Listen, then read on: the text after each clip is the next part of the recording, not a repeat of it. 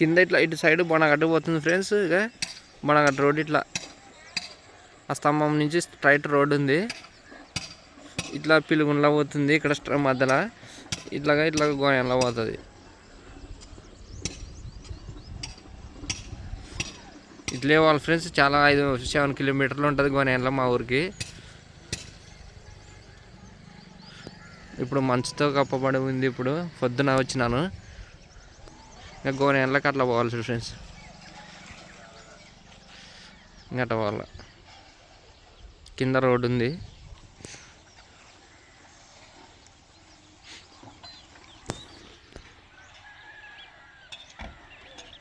Friends కట్టని ఇలా ఎక్కాలి చూడు ఫ్రెండ్స్. మెట్లు లేవు, ఏం లేవు.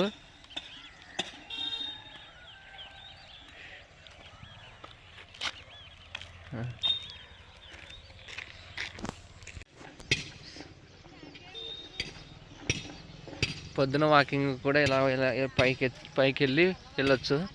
వాకింగ్ ఎవరు డిస్టర్బెంట్ ఉండదు.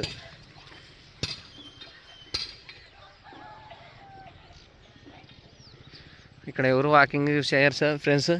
వాకింగ్ తిరిగి ఎవరు లేడు, ఖాళీగా ఉంది. ఓకే గాయస్,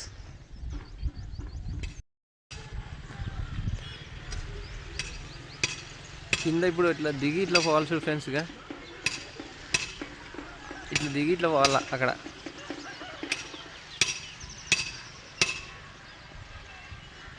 కరెక్ట్ కింద ఇట్లా ఉంది చూడు ఫ్రెండ్స్.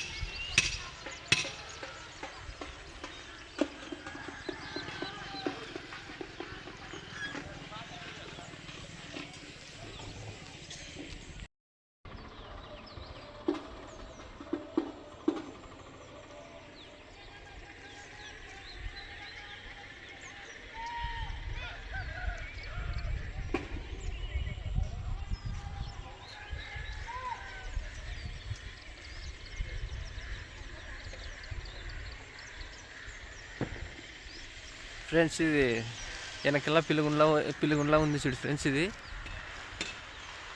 కింద రోడ్డు ఉంది ఫ్రెండ్స్. ఇట్లా గోనెంలకు పోతుంది.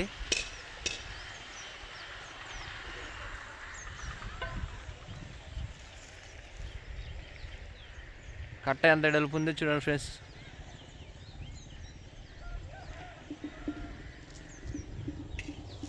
కట్ట చాలా పెద్దగా ఉంది.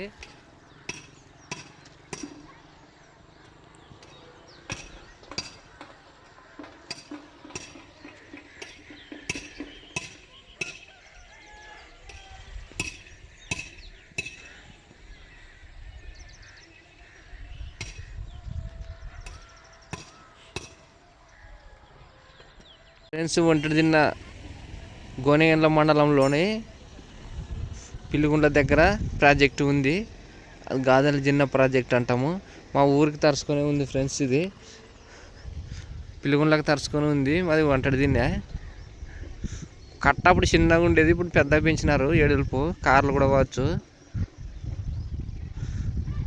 ఇప్పుడు ఇది పొద్దున 6:30 అయింది, చలికాలము.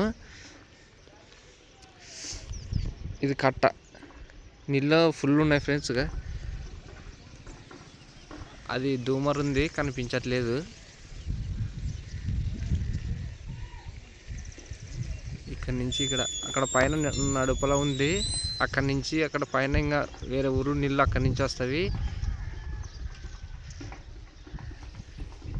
ఇక్కడ వాకిన్లు ఉన్నాయి. ఇక్కడ డ్యామ్ ఉంది, అది కాలువ ఉంది. వాకిన్లుగా ఇక్కడ ఉన్నాయి చూడు ఫ్రెండ్స్గా. ఇవి వాకిన్లు ఉన్నాయి.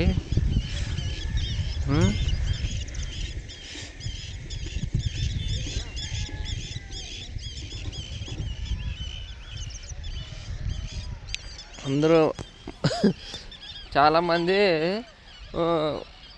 వేరే ఊళ్ళలో నుంచి వచ్చి ఇక్కడ చూసి పోతారు చెరువు కట్టని. మేము దగ్గరుండి ఎవరు తిరగట్లేదు. మేము ఇక్కడ చూడనీకి రావట్లేదు అసలు చెరువు కట్టని. చిన్నప్పుడు ఇట్లా గోనెండ్లకు నడిచి వెళ్ళే వాళ్ళము. అప్పుడు చూసినది. ఇప్పుడు బోరు కొట్టిందని ఎవరు రావట్లేదు ఫ్రెండ్స్. వేరే ఊళ్ళో వచ్చి చూస్తున్నారు.